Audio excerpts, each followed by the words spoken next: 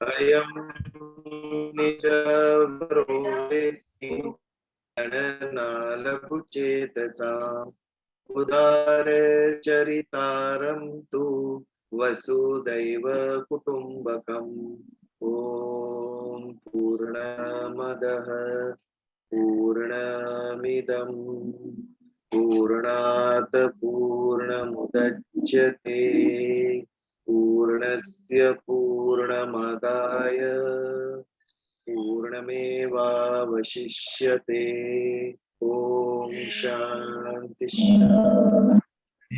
याद करा चंदा जय Shri Krishna. Okay, Nitin bhai, are you ready with the bhajan? Yeah, we can go ahead. Okay. Jai Shri Krishna. This is a sort of a lori actually with Jashoda used to sing for Krishna, and since today is Gita Jayanti, I thought we can have a Krishna bhajan. पारणियों बंधाए जशोदा जी गाय लालो मारो पारण्य प्यारे ओढ़ी गाय पारणियों बंधाए जशोदा जी गाय लालो मारो पारण्य प्यारे ओढ़ी जाए हूँ तो इच्छूं के जल्दी न जागे इन्हें कोई रमाड़वा न मागे इन्हें बांध्यो छे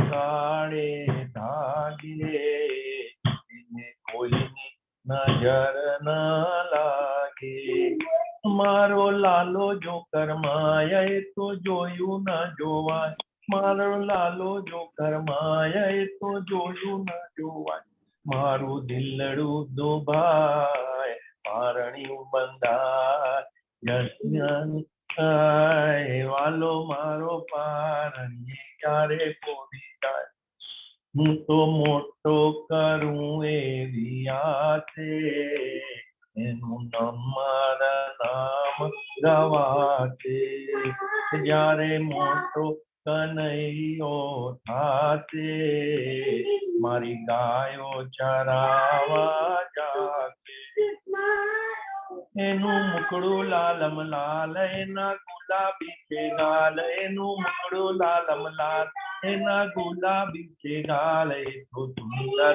सोहाय पारणियों बंधाए जशोदा जी गाय पालो मारो पारण्य क्यारे पूरी जाए।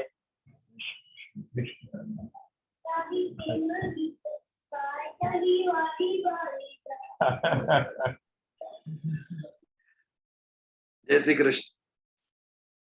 ये भजन कुणाल की मम्मी ने गाया था। हमने जब त्रिमासिक मिलन किया था उस वक्त आई रिमेम्बर। नाइस भजन। पहले तो आप सभी को श्रीमद् भगवत गीता प्रागट्य दिवस की बहुत सारी शुभकामनाएं। मार्गशीर्ष महीने की एकादशी आज के दिन इमेजिन भगवान ने अर्जुन को ये बोध दिया था, ये ज्ञान दिया था। बहुत ही इंपॉर्टेंट मास है मार्गशीर्ष। विभूति युग 10वें अध्याय में भगवान कहते हैं मासा नाम अहम मार्गशीर्ष।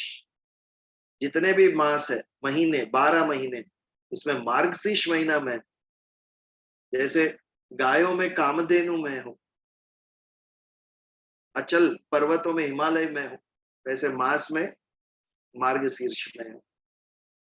ये इसका इंपॉर्टेंस है कि भगवत गीता इस मास में कही गई थी। तो आज 5140 वर्ष हो गए श्रीमद् भगवत गीता को कहे। 5000 साल कोई ग्रंथ टिका, कोई पुस्तक टिकी। हमें 50 साल पहले बुक प्रिंट हुई होगी पता नहीं है, कितनी बुक्स आती है जाती है, बट ये 5000 वर्ष टिका ये ग्रंथ। कुछ तो बात होगी उसके अंदर। ये हमारे जीवन से जुड़ा हुआ ग्रंथ है। हमें सुखी बनाता है, हमें जीवन जीने का मार्ग दिखाता है, हमें ज्ञान देता है, सही क्या है गलत क्या है उसकी समझ देता है। It deals with our internal self, which doesn't change. इसके लिए हमेशा ये एप्लीकेबल है। आउटर वर्ल्ड चेंजेस, बाह्य विश्व कंटिन्यूस बदलता रहता है। इसके लिए बाह्य विश्व से रिलेटेड चीज भी, टेक्नोलॉजी आज इन है कल आउट हो जाएगी।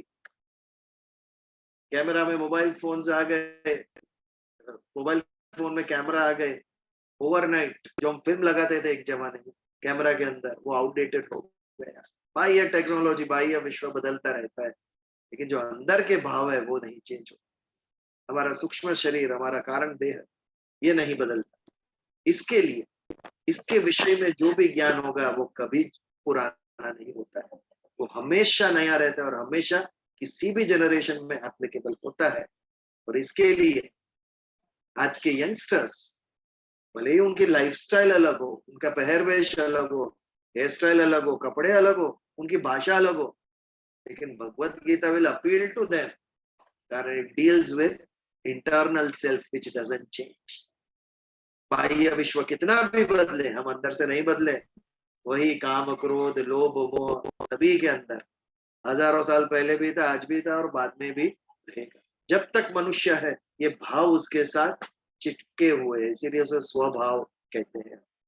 तो ऐसे महान ग्रंथ श्रीमद् भगवत गीता, उसके अभी तक हमने 3 ही अध्याय देखे हैं, और ये जो सांख्य योग है उसका सेकंड लास्ट श्लोक पर हमें अभी एग्जैक्टली 22 दिसंबर 2020 हमने सांख्य योग की शुरुआत की।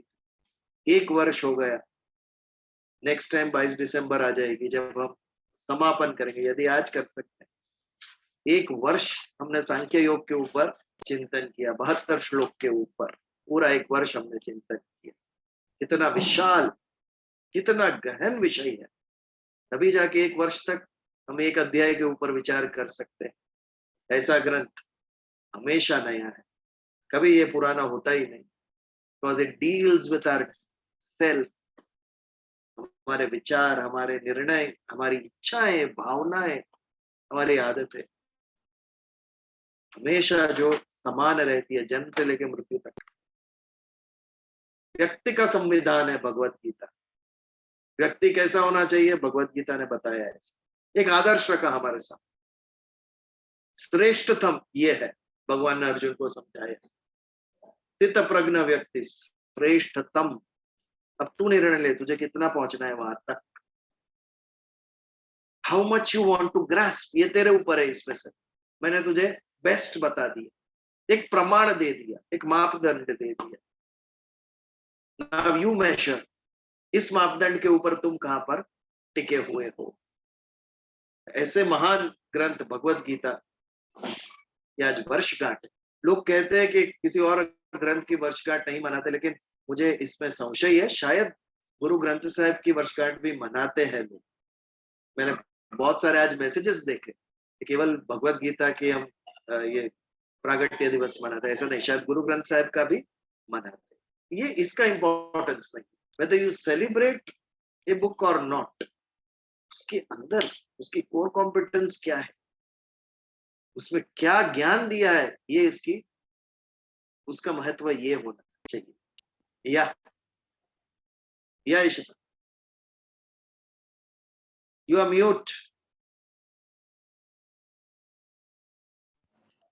No, I think you know what, when they say ना कि किसी और धर्म ग्रंथ का प्रागट्य दिवस नहीं मनाया जाता, उसके पीछे शायद एक और सोच होगी कि ये जो धर्म ग्रंथ है ना, ये समय के साथ इसमें कोई बदलाव नहीं आया है। ऐसा माना जाता है कि अन्य कई धर्म ग्रंथ है, जैसे कि बाइबल है, बाइबल के बाद न्यू टेस्टमेंट आ गई, या फिर कुरान शरीफ है, तो कुरान शरीफ में भी कई इंटरप्रिटेशंस, कुछ सुराएं ऐड हुई है, कुछ कम हुई है। ये धर्म ग्रंथ थोड़ा डेफिनेटिव है कि उसको जिस दिन बोला गया वो तिथि भी हमें पता है। ऐसा माना जाता है कि करीबन 48 से 45 मिनट लगे श्री भगवान को ये पूरा बोलने में, तो इसमें कभी बदलाव नहीं आया है। शायद इसलिए इसके प्रागट्य दिवस को एक बहुत डेफिनेटिव तरीके से मनाया जाता है। बाकी धर्म ग्रंथों में कुछ ना कुछ एडिशन और सब्ट्रैक्शन हुए हैं, तो हम ये नहीं कह सकते हैं कि ये एग्जैक्टली कौन से दिन बोला गया था या कौन से दिन लिखा गया था। शायद इस वजह से ऐसा माना जाता है, आई थिंक। नहीं, बट इसमें भी थोड़ा अंतर है श्लोक के नंबर्स ऑफ श्लोक में, वहां पर थोड़ा ये है। कोई लोग बोलते 750 श्लोक, कुछ गीता में 725 श्लोक कहते हैं। There is a slight difference. आपको जानकर शायद पता नहीं होगा, आपको कितने प्रकार की गीता है पता है भारत में? 55 to 60 टाइप्स ऑफ भगवत। अष्टवक्रा की गीता, उद्धव की गीता, एक अमु गीता है, ऐसी 55 से 60 गीता है। इसमें से हम जो मेन है वो श्रीमद् भगवद गीता, जो भगवान कृष्ण ने अर्जुन को कही वो गीता। भगवान कृष्ण ने जो उद्धव को कही वो उद्धव गीता। शंकराचार्य ने गीता के ऊपर भाष्य लिखा, वो शंकर भाष्य कहलाया। अष्टवक्रा ने अपनी गीता लिखी। श्रीमद् भगवत का गीता का महात्म्य जो स्वयं श्रीमुख भगवान कृष्ण के मुख से हमें प्राप्त हुई है। तो आज एक सत्संग आरंभ करने से पहले हमने एक विचार किया कि आज भगवत गीता जयंती है, तो आज तक का हमारा जो 1.25 साल का ये मार्ग रहा, हमारी जो जर्नी रही, उसके विषय में, भगवत गीता के विषय में, या हमारे वसुदैव के सत्संग के विषय में यदि आपको कुछ कहना है, वी कैन शेयर इट, या कोई प्रश्न है भगवत गीता के ऊपर, तो इसके ऊपर हम थोड़ा प्रकाश आज डालेंगे। यदि इफ यू हैव क्वेश्चंस, नहीं तो फिर वी विल कंटिन्यू विद सांख्य योग। यदि भगवत गीता के विषय में किसी को कुछ पूछना है, कुछ चर्चा करनी है, तो we can take it today for some time. Anything? या अमी जी? बीजल जी, जब से मैंने शुरू किया अटेंड करना, है ना, एक क्वेश्चन बॉदर करता रहता है, is that there must have been some point in time जब भगवद गीता सिखाई भी जाती होगी स्टूडेंट्स को, है ना, सो what stage all this got diluted, the importance of it got diluted, and as a group, how do we I know ISKCON people, they try to, you know, sell Gita and they encourage people even on the road, but my question is, now that we all are here for 2 years and we are attending, we are liking it, how do we as a group kind of we are trying individual level, calling people, telling people, but how to generate importance of this, which is so basic, also important. Yeah. Now, first question, why should we give the knowledge of Bhagavad Gita to others? This is my question. Why should I take it to others? I have so many things in life to do. मेरे स्वयं के जीवन में मैं इतना व्यस्त हूँ, मुझे क्यों भगवत गीता का ज्ञान दूसरों तक लेके जाना है? अगर ये क्वेश्चन मैं पूछूं तो आपको, why should I do that? या नितिन भाई? You are mute. आप म्यूट है। मेरा बिलीफ, पर्सनल बिलीफ है, और ये मेरा ओपिनियन दे रहा हूँ कि ये भगवान का संदेश है। भगवान ने इसको अपने श्री मुख से अर्जुन के द्वारा उनको निमित्त बनाते हुए हमारे लिए मैसेज भेजा। And as a human being और as a person who is following Bhagavad Gita और वैष्णव धर्म और whatever you call it as, ये हमारा सबका धर्म और एक ड्यूटी बन जाती है कि किसी एक भी आदमी को हम इसके तरफ प्रेरित कर सकें, और अगर उसका, और ये हम जानते हैं कि इससे उनका भलाई होगा। इसमें से छोटी कोई 1-2 बातें भी अगर कोई समझ के इसके ऊपर अपने जीवन को चलाए, अगर उसमें से कुछ एडॉप्ट करे और उसको फॉलो करे, तो डेफिनेटली इसमें कोई उसका फायदा और उसका भलाई होने वाला है। तो अगर इससे किसी का बेटरमेंट होता है, किसी की लाइफ में इम्प्रूवमेंट आ रही है, तो I think we should try and get more and more people connected to good things in life. There are so many things. हम मूवी देख के आते हैं तो बोलते हैं अरे बहुत अच्छी पिक्चर है, आपने देखी कि नहीं, and we send hundreds of people to see that movie. कुछ व्हाट्सएप पे या सोशल मीडिया पे किसी को लाइक कर देते हैं, ये कर देते हैं कि उससे ज्यादा से ज्यादा माइलेज मिले। तो those are all worldly things, but here we are talking of real things which is going to, you know, जो हमारे साथ जाने वाला है, वो यही सत्कर्म और यही अच्छे विचार और यही है। तो if more and more people can connect and more and more people can benefit, you know, we are it's our duty towards the Almighty, who has given us such a nice book or message, or his teachings should reach all possible people, and all possible people should benefit out of it, is my personal. Yes, very good. Anybody else? Then I'll come to Ami's answer. Sorry. Anybody else would like to say, why should we tell others about Bhagavad Gita, और why should we ये संदेश, भगवान का संदेश हम क्यों अन्य लोगों तक लेकर जाए? ये क्वेश्चन है. तो जो नितिन भाई ने कहा उसको समाप्त करूंगा. दो ही चीज. एक, सबसे पहला, हम मनुष्य हैं, वी आर ह्यूमन. सबसे उत्कृष्ट विवेक भगवान ने मनुष्य को दिया है.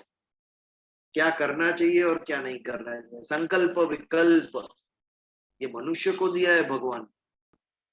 जो चीजें करनी चाहिए, अच्छी है, योग्य है, सुखदायी है, ये करने का जो हम निर्णय लेते हैं उसे संकल्प कहते हैं. और जो नहीं करनी है, जो नुकसानकारक है, अयोग्य है, उसे विकल्प कहते हैं. ये संकल्प और विकल्प, इसकी समझ भगवान ने श्रेष्ठ मनुष्य को दी है. तो अब हमारा कर्तव्य बनता है. पहला, अवर duty. Why is it our duty to give this knowledge to others? Because we are humans. शेर को पता नहीं है उसे दूसरों को मदद करनी चाहिए, बट हमें पता है कि हमें उसकी मदद करनी चाहिए. तो फिर हमारी जिम्मेदारी बनती है, यदि भगवान ने हमें ये समझ दी है, तो एक जिम्मेदारी और दूसरा भाव. व्हाट इज भाव? प्रेम. वसुधैव कुटुंबकम. अपने बच्चों को हम कितना प्यार से सिखाते हैं. माँ बाप कितना संघर्ष करते हैं, कितना त्याग करते हैं बच्चों को पढ़ाने लिए. क्यों? क्योंकि बच्चों के ऊपर प्रेम है. वो बच्चे मेरे हैं, ये भाव है कि हम एक परिवार. कितना भी हमारे अंदर समझ हो, कर्तव्य बुद्धि हो, लेकिन जब तक ये भाव नहीं होगा, ये प्रेम नहीं होगा, हम हमारा कर्म कर ही नहीं सकेंगे. कहीं ना कहीं आलस्य, कहीं ना कहीं स्वार्थ बुद्धि हमारे अंदर आ जाएगी. तो उत्कृष्ट प्रेम, निस्वार्थ प्रेम अन्य व्यक्ति के ऊपर होना चाहिए. अभी जाकर हम उठकर भगवत गीता का मैसेज अन्य लोगों तक लेकर जाएंगे. एक कर्तव्य बुद्धि और दूसरा भाव, एक बुद्धि और दूसरा मन, ये जब होगा तभी होगा. बट ये प्रेम उत्पन्न कैसे होगा? कर्तव्य का भाव बुद्धि से उत्पन्न होगा. प्रेम कहाँ से उत्पन्न होगा? प्रेम किस पे उत्पन्न होता है? प्रेम जो अपने है उसके ऊपर उत्पन्न होता है. तो ये अपनापन कहाँ से आए? अपनापन होने के लिए कुछ कॉमन चीज होनी चाहिए. भाई बहन में कॉमन क्या है? कॉमन माता पिता है. एक ही हमारे माता पिता है, इसके लिए भी आर वन. कजिन के साथ our parents are brother sisters, that's why we are cousins. our grandparents are one, दादा दादी एक ही थे हमारे. ये कोई एक कॉमन फैक्टर होता है, तब एकता का भाव, प्रेम निर्माण होता है. तो सारे विश्व, वसुधैव कुटुंबकम, इसके अंदर कौन सी एकता है? हर एक जीव मात्र के अंदर, भूत मात्र के अंदर आत्मा तत्व पड़ा हुआ है. और ये आत्मा परम तत्व का अंश है. जैसे हम सब ग्रैंड पेरेंट्स से जुड़े हुए हैं, वैसे ये सभी आत्मा हमारे परम तत्व से जुड़ी हुई आत्माएं हैं. इसीलिए जब सामने बैठा हुआ, सामने खड़ा हुआ, ये शरीर नहीं है, ये व्यक्ति नहीं है, पर ये वही आत्मा का अंश है जो मेरे अंदर है. ये भाव जब मन के अंदर स्थिर होगा, तब हमको प्रेम उत्पन्न होगा कि सारा विश्व मेरा है. आज तक हमारे मन में क्या है? ये घर मेरा है, 1 बेडरूम हॉल किचन. बट ये भी ना छोड़ के हम निकल जाए तो, सन्यासी हो जाए तो, सारा घर मेरा है, सारी पृथ्वी मेरा घर है. ये बाउंड्री बना ली तो हम छोटे हो गए. तो बाउंड्री तोड़ डालो तो सारा घर मेरा. खाली घड़ा है, घट, उसके अंदर का आकाश, घटाकाश, इतना ही. तो जैसे ही घड़ा तोड़ दिया तो चिदाकाश, सारा आकाश मेरा है. ऐसा भाव. जब तक ये आत्मा को मैं इस शरीर के अंदर देखता हूं, शरीर की बाउंड्री है, आत्मा की बाउंड्री है शरीर, जब तक मैं उसको बाउंड्री के अंदर देखता हूं, तब तक स्वार्थ, मैं अकेला हूं, मैं. पर जैसे ही ये शरीर का बंधन तोड़ दिया, मैं सारे विश्व का आत्मा तत्व मेरा ही अंश, मैं उसका ही अंश.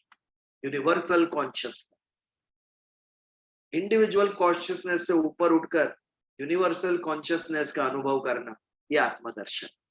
जब हम आत्मदर्शन करेंगे तो भाव उत्पन्न होगा, और जब हम भगवत गीता पढ़ेंगे तो कर्तव्य बुद्धि निर्माण होगी। ये दो का मिश्रण होगा, तब व्यक्ति उठकर ये सुंदर विचार दूसरों की भलाई के लिए, दूसरों के उत्कर्ष के लिए, दूसरों के सुख के लिए, हम दूसरों निस्वार्थ भाव से हम वो करेंगे। दरेक ग्रुप में लोग थैंक यू लिखते हैं मुझे, थैंक यू वेरी मच, आप इतने समय से ये कर रहे हो। I have to right, I am doing my duty, you need not thank me for that. ये पतन है समाज का, कर्तव्य करने को भी थैंक यू लिखना पड़ता है। माँ बाप बच्चे को बड़ा करते हैं थैंक यू कहने के लिए, ये तो आपका कर्तव्य भाव है। इससे विशेष कुछ किया और 4 बच्चों को भी आपने बड़ा किया, आपने जिम्मेदारी ली, तो थैंक यू। मेरी जिम्मेदारी, मेरी ड्यूटी के लिए I am expecting thank you and people are saying thank you, not required. ये पतन है समाज का। अप्रिशिएट क्या होना चाहिए? जो आपकी ड्यूटी नहीं है वो करके दिखाए आप, दैट रिक्वायर्स एप्रिसिएशन। तो ये दो चीज अमी जी के क्वेश्चन का रिप्लाई दे रहा हूं कि जब एक कर्तव्य बुद्धि, इट्स माय ड्यूटी, लेकिन कर्तव्य बुद्धि में ऑब्स्टेकल आ जाता है, आलस्य, लेजीनेस। सबको पता है सत्संग अटेंड करना हमारा कर्तव्य है, ये धर्म को वापस लुप्त न हो जाए, भगवत गीता का मैसेज 5000 साल से कंटिन्यूअस एग्जिस्टेंस है, मतलब कोई मनुष्य, they are taking pains to keep it alive.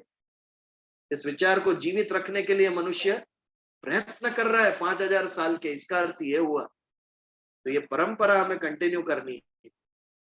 ये कर्तव्य बुद्धि होते हुए भी आलस्य मन में आ जाता है और हम इससे विमुख हो जाते हैं। ये आलस्य कब नहीं आएगा? जब प्रेम होगा तब। जबरदस्त प्रेम सारी पृथ्वी के ऊपर, इसीलिए हमने इसका नाम रखा वसुदैव कुटुंबकम।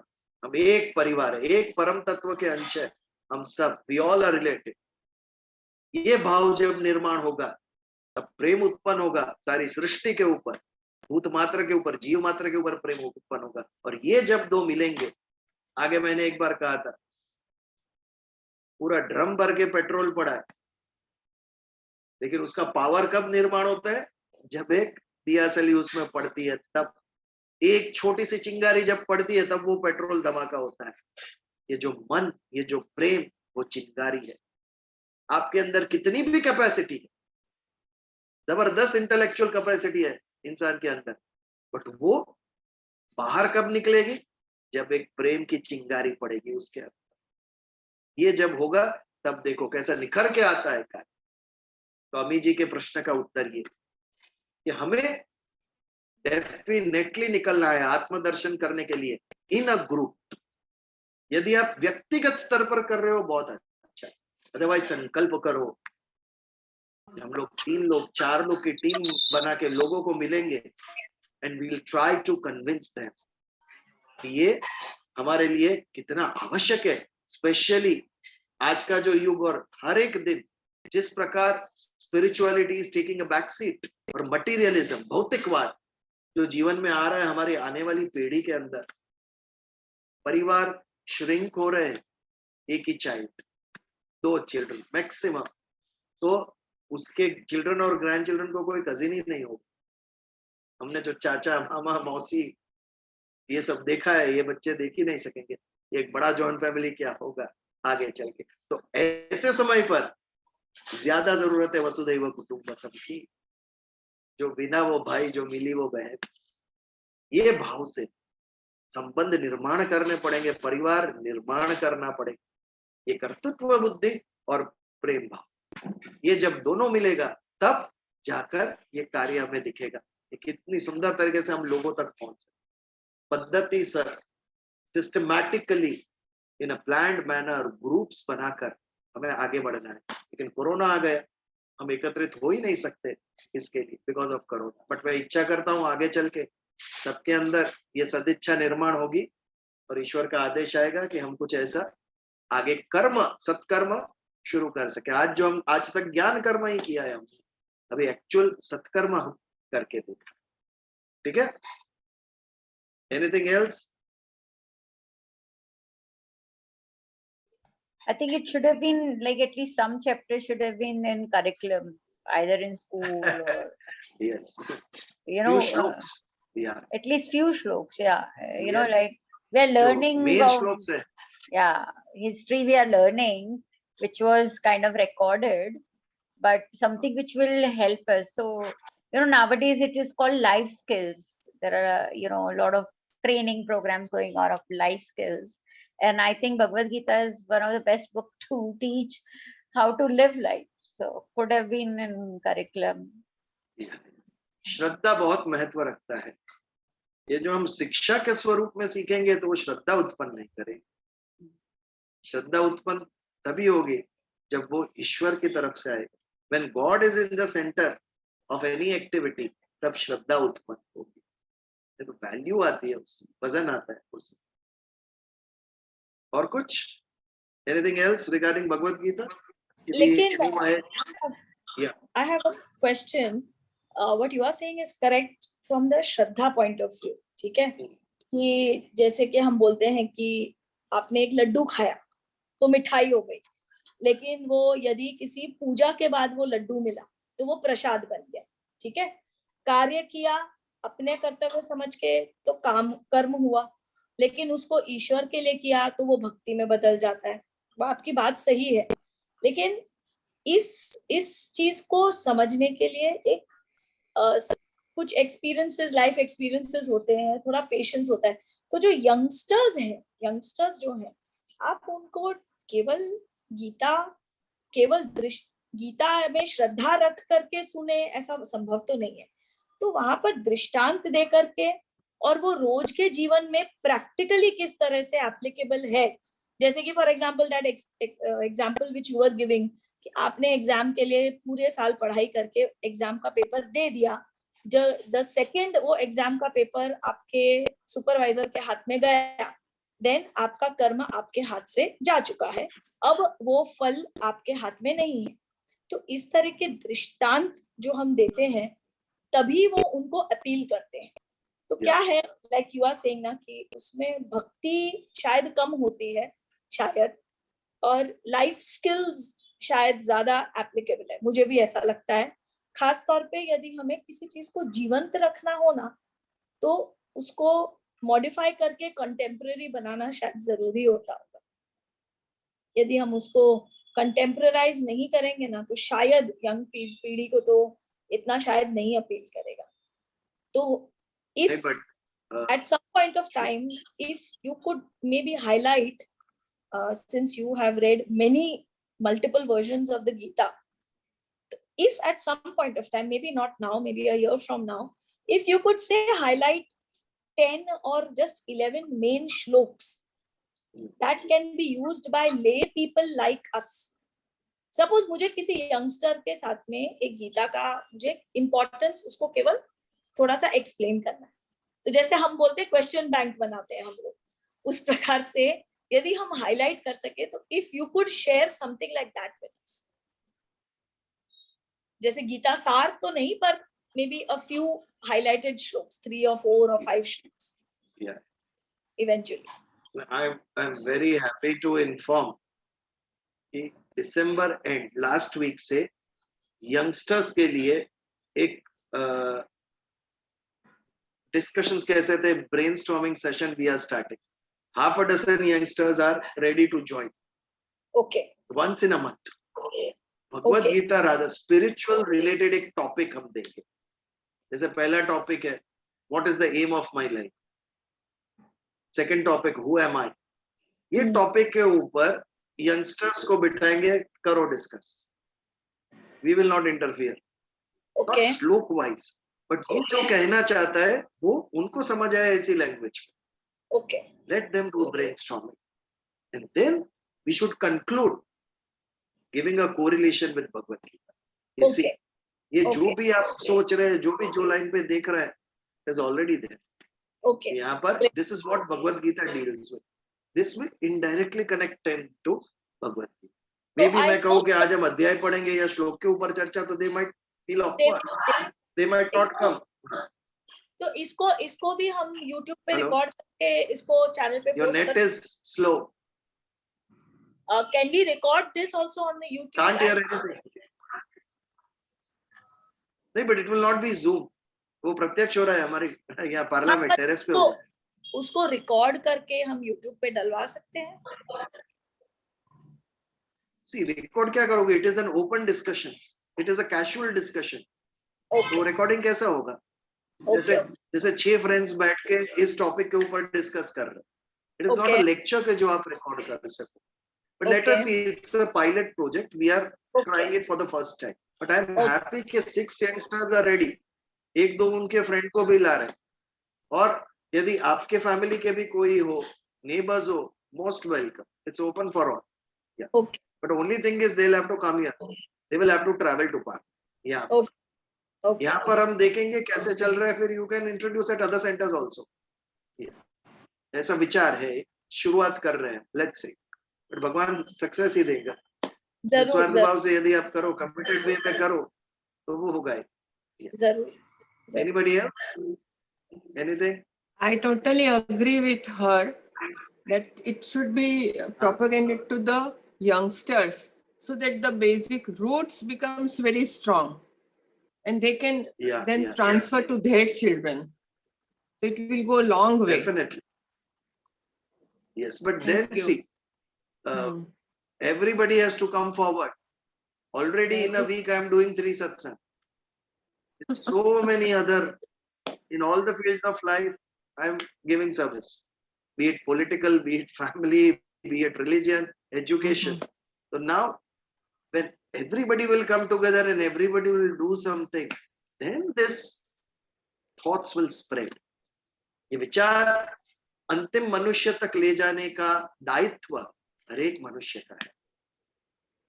I've started this, but people should join. कि चलो हम भी ये सत्कर्म में सहभागी होंगे. आज तक हम केवल बैठ के सुन रहे हैं. फाउंडेशन स्ट्रांग हो रहा है उससे. हमारे विचारों की क्लैरिटी आ रही है.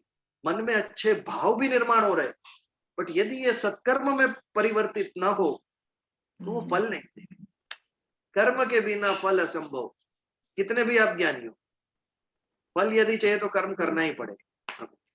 अगर कहीं हम जाए, कहीं पर मतलब some gatherings, then somebody ask all of a sudden, what do you understand in Gita? So there has to be some stepwise answers to that. So that other people also will grasp it and will try to learn it. इसके लिए जिनकी तैयारी है इस सत्कर्म में join होने की, उसके साथ हमें बैठना पड़ेगा और ये प्रश्नों का हमें जवाब उत्तर बनाना पड़ेगा कि ये क्वेश्चन आ सकते हैं, तो उस क्वेश्चन के ऊपर हम ये इस तरीके से रिप्लाई दे सकते हैं. Correct. सिस्टमैटिकली उसके ऊपर काम करके फिर we have to set up अन्य लोगों तक. हमारे मित्र है, पड़ोसी है, अन्य किसी को हम जानते हैं. निस्वार्थ भाव से हमें प्रयत्न ही करना है. बराबर. वो हमेशा सफल होंगे, उसमें कोई चिंता का विषय नहीं. ये आधे डजन जो यंगस्टर्स तैयार हुए सबको मैंने तैयार किया. इन द सेंस मैंने खाली जाके कहा कि व्हाई डोंट यू जॉइन. 50 को कहा होगा, उसमें से 5 आए और 5 को इंटरेस्ट पड़ा. बराबर. You have to keep trying. That is it. इसके ऊपर we have to come forward. आगे आना चाहिए. तो ही हम अंतिम मनुष्य तक ये विचार ले जा सकेंगे. और यही भगवान की इच्छा है. सबसे बड़ा भक्त कौन, जो मेरा विचार अन्य मनुष्य तक लेके जाएगा. क्लियरली गॉड हैज सेड 18वें अध्याय. Anything else? Thank you. या ये आगे बढ़े. Yes, some time, 15 minute और. I think शुरू करते हैं नेक्स्ट श्लोक, है ना? हाँ, वही श्लोक अधूरा था. अधूरा है, हाँ, वो पूरा करते तो हैं. क्या हम और एक विचार है कर सकते हैं कि हमारे में से भी हम लोग 3 या 4 लोग आगे चल के let's be the coordinators. Like ये जो हमारा सत्कर्म है, लोगों से बात करके हमारी 5-10 लोगों की जिसको भी इच्छा है, इट्स अ वॉलंटरी थिंग. हमारा सबका दायित्व है, किसी के ऊपर फोर्स नहीं. जो स्वयं समझ के आएगा वो ही टिकेगा. मेरे कहने से आप कितना चलोगे? आपके अंदर से ये भाव निर्माण होना चाहिए.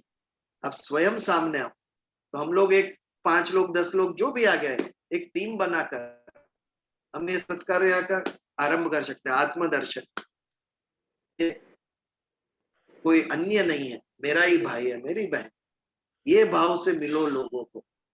क्यों मिल रहे? ये डिवाइन मैसेज, इस कर्म के अंदर एक डिविनिटी है, बिकॉज गॉड इज प्रेजेंट। भगवान के श्रीमुख से जो उपदेश आया है, वो उपदेश अन्य तक लेके जा रहे हैं, और इसके पीछे कितनी उच्च भावना है कि हमारे आने वाला जो जनरेशन है वो भी कुछ समझे, वो भी सुखी हो, उनकी भी प्रगति हो। ये कितनी हाई आइडियल है हमारा, निस्वार्थ भाव से।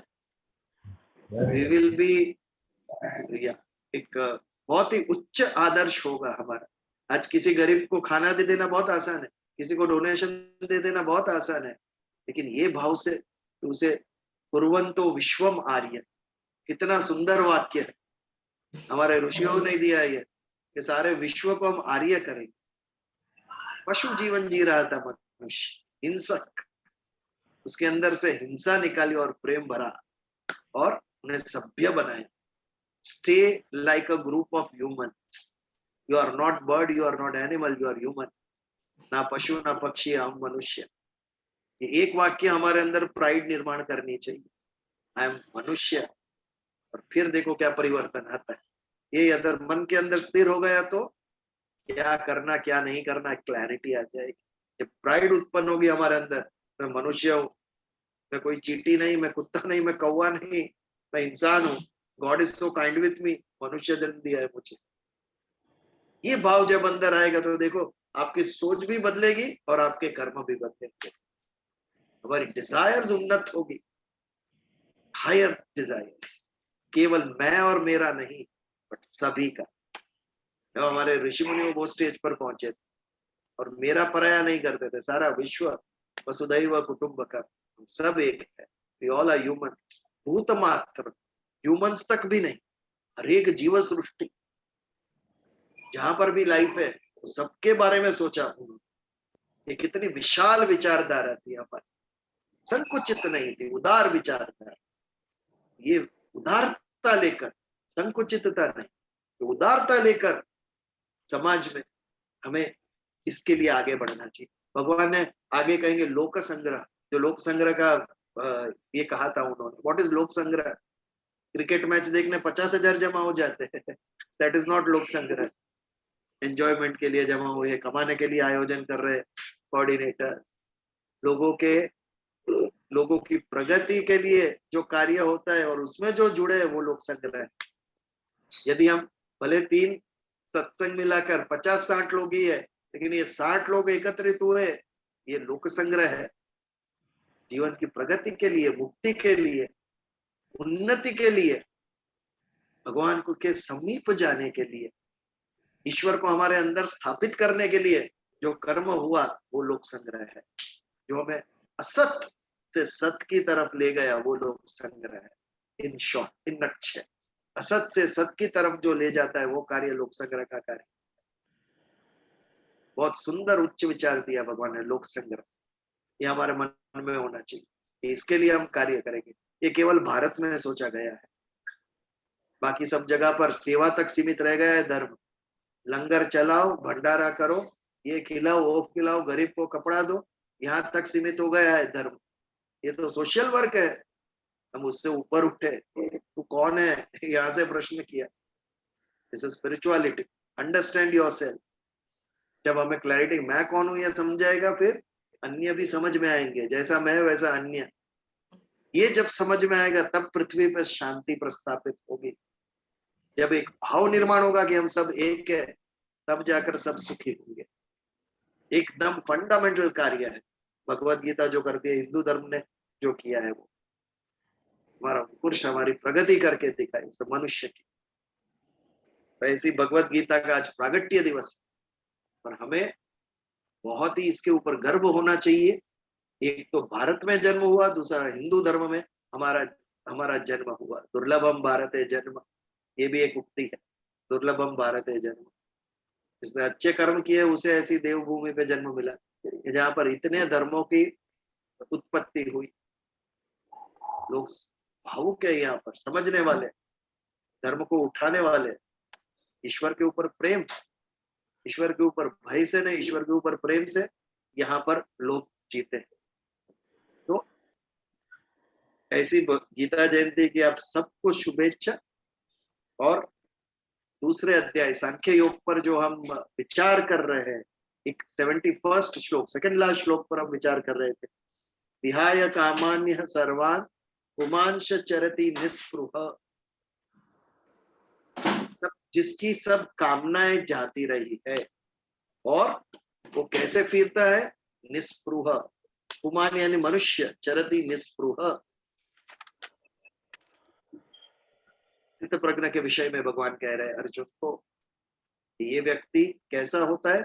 इसकी कामना भी गई है, यहां तक कि वो निस्पृह भी हो गया है। कामना से भी डीप स्पृहा, जिसके ऊपर हमने पिछली बार चर्चा की। ये जो जीवन आवश्यक वस्तुएं हैं, उसके लिए यत्न करना, उसके लिए इच्छा करना, रोटी कपड़ा मकान आवश्यक है ये जीने के लिए, इसकी जो इच्छा है वो स्पृहा है। और निस्पृह व्यक्ति कौन? जिसको इसकी भी इच्छा नहीं रही, मिला तो खाएंगे, आश्रय मिला तो उसके नीचे सोएंगे, नहीं तो खुला आसमान तो है ही सोने के लिए। अनिकेत, जो निस्पृह व्यक्ति है, जिसकी सभी इच्छाएं गई, ऐसा व्यक्ति स्थित प्रज्ञा। इसकी बुद्धि, कोई सांसारिक लोभ, कोई सांसारिक भोग उसकी बुद्धि को हिला नहीं सकता है। स्थिर बुद्धि है, क्योंकि ये बुद्धि ईश्वर में स्थित हो गई है। हमारे संतों का जीवन देखो, हमें लगता है कितना दुख भोगा उन्हें, इतनी गरीबी, इतनी दारिद्रता, इतने कष्ट उठाए उन्होंने, ये हमें मानना है। बट उनके लिए ये दुख था ही नहीं, क्योंकि उनका मन तो कब का ईश्वर में लग चुका था। चैतन्य में मन लग गया तो संसारिक सुख दुख कोई असर नहीं, उसके मन में कोई उसका परिणाम नहीं। हमें लगता था कि ये कितने दुखी है, उनके लिए तो ये दुख और सुख सब समान हो गए। दे वर अबाउट दैट, क्योंकि उनका मन ईश्वर में लग गया था। व्यवसायत्मक बुद्धि, भगवान प्राप्त करना है, ईश्वर के नजदीक जाना है, ये मार्ग पे चलना है। ये जब बुद्धि स्थिर होती है, ये एक तब जाकर ये अवस्था प्राप्त होती है। बुद्धि ईश्वर में जब स्थिर होती है, तब ना कोई कामना, ना कोई स्पृहा। जो मिल गया तो खाएंगे, नहीं तो कुछ नहीं, क्योंकि ये शरीर इंपॉर्टेंट है ही नहीं, शरीर मेरा है ही नहीं, संसार से उत्पन्न प्रकृति ने दिया और वो नाशवंत है। मैं आत्मा हूं, मैं चैतन्य हूं, परम तत्व का अंश हूं, और इसके ऊपर मेरा लक्ष्य रहेगा। तो विहाय कामान्य सर्वान पुमांश चरति निस्पृह। निस्पृह होके, निष्काम होके वो संसार में घूमता है। निर्ममो निरअहंकार सह शांति अधिगच्छति। ये चार चीज जब आती है तब शांति प्राप्त होती है। कामना रहित, स्पृहा रहित, ममता रहित, अहंकार रहित। चार का जब नाश होता है तब मन के अंदर शांति प्रस्थापित होती है। निर्ममो ममत्व, व्हाट इज ममत्व? मेरा, ये भाव देखो। ममत्व कैसे हमें पकड़ के रखा है, टूटता ही नहीं। हमारी इंप्रेशन की भी हमें कितनी पड़ी है, वो क्या सोचेगा मेरे लिए, ये ममत्व है। दूसरा मेरे अन्य मेरे लिए क्या सोचे, ये तो ऐसा है, ये मेरा घर, ये मेरी गाड़ी, ये मेरे मित्र, ये मेरा परिवार। बट ये सब आए कहाँ से? ये सब तो सांसारिक प्रकृति से आए हुए, जो मैं हूं ही नहीं। आज कोई भी ऐसा कार्य नहीं है, कोई भी ऐसा कर्म नहीं है कि आप कोई पदार्थ या व्यक्ति के बिना कर सके। कुछ भी देख लो आप, कुछ ना कुछ तो आपको चाहिए। आज हम सत्संग करें तो उसमें भी जूम चाहिए, मोबाइल चाहिए, लैपटॉप चाहिए। ये सब कहाँ से आया? ये जो कर्म के साधन है वो कहाँ से आए? अन्य व्यक्ति भी चाहिए, ये व्यक्ति आया कहाँ से? सब प्रकृति से आया, जिसका एक दिन नाश हो। ये मेरा कहाँ है? मेरा तो है ही नहीं। एक दृष्टा है और एक दृश्य है। दृष्टा और दृश्य एक हो सकते हैं? प्रश्न है मेरा, सोच के बताया। दृष्टा और दृश्य। दृष्टे यानी सीन और दृष्टा यानी देखने वाला। ये एक हो सकता है कि नहीं हो सकता? नहीं। दृष्टा और दृश्य हमेशा अलग होते हैं। दृष्टा और दृश्य हमेशा अलग होते हैं। मैं जो सीन देख रहा हूं, ये लैपटॉप के ऊपर मैं 20 लोगों को देख रहा हूं, ये दृश्य है। और देख कौन रहा है? मैं देख रहा हूं। जैसे मैं सारा विश्व देख रहा हूं, सारा विश्व मेरे लिए दृश्य है और मैं दृष्टा हूं। वैसे ही मैं मेरे शरीर को भी तो देखता हूं। ये मेरा हाथ, ये मेरे पैर, ये मेरा चेहरा, हम अपने शरीर को भी देखते हैं। तो ये देखता कौन है? शरीर। ये मेरा चेहरा है तो मैं कौन हूं? ये मेरा हाथ है तो मैं कौन हूं? यदि ये मेरा हाथ है तो ये जो शरीर दिख रहा है वो भी तो दृश्य है। तो देखने वाला कौन है? दृष्टा कौन है? दृष्टा अंदर जो बैठा हुआ चैतन्य है, वो है, जो शरीर के द्वारा दिखता है। ये आंखें देखती हम कहते हैं, लेकिन जब इसमें से चैतन्य निकल जाएगा, आत्मा निकल जाएगी, डेड बॉडी की आंख देखती है कुछ? उसके कान सुनते हैं कुछ? 2 मिनट पहले देख रहे थे, 2 मिनट में क्या हो गया? यही आंखें थी, अब नहीं देख रही है। ये पावर कहाँ था? इलेक्ट्रिसिटी गई तो ट्यूबलाइट उधर की उधर, इतना भी प्रकाश नहीं। पंखा उधर ही है, एसी उधर ही है, लेकिन कार्य समाप्त। तो ये जो चल रहा था वो पंखा चल रहा था या पावर चल रहा था? यही शरीर और आत्मा का संबंध है। आत्मा दृष्टा है और दृश्य जो शरीर है वो अलग है। दृष्टा और दृश्य एक कभी नहीं हो सकते हैं। अर्थात मैं ये शरीर नहीं हूं, मैं दृष्टा हूं और ये शरीर दृश्य है, क्योंकि ये संसार से उत्पन्न हुआ है। ये मेरा है ही नहीं, तो मैं कैसा ममत्व इसके लिए पकड़ के रखा है मैंने? ये मेरा शरीर, मेरा परिवार, मेरा घर, मेरा बिजनेस, कारोबार, जॉब, व्हाट नॉट, ये जो ममत्व है, इसके पीछे तो सारा जीवन हमने गंवा दिया। कम करने के बजाय बढ़ाते ही गए। ये मेरे का लिस्ट लंबा ही होता जाता है। इतना भी मिला संतोष नहीं है। अनित्य विश्व से मिला है, उसका जो फल है वो भी अनित्य। आज जो गाड़ी आई, उससे जो संतोष है वो 6 महीना रहेगा, 3 महीना बाद में वो संतोष भी जाएगा। पड़ोसी ने अपने से लंबी गाड़ी ली, बड़ी गाड़ी ले गया, खलास। या फिर नए मॉडल आ गए, तो अब ये संतोष नहीं देता है, उल्टा दुख देता है। ये मेरे पास तो छोटी गाड़ी है, मार्केट में बड़ी गाड़ी आ गई, जो कल इतना सुख दिया था आज दुख दे रहा है। वही बात, अनित्यता। संसार से उत्पन्न हुए सभी कर्मों का फल भी अनित्य और कर्म भी अनित्य। नित्य केवल आत्मा। आत्मा में जब स्थित होंगे, कब स्थित होंगे? जब ये ज्ञान प्राप्त होगा, ये शरीर ही मैं नहीं हूं, ये जो सारे साधन है वो भी प्रकृति और संसार से उत्पन्न है, वो भी मैं नहीं हूं। तो इसके साथ कैसा मैं लगाव करके बैठा हूं? इसके साथ कैसी ममता? ये सबको ये मेरा है ही नहीं और मैं मूर्ख की तरह मम मम कहते, मेरा ये मेरा।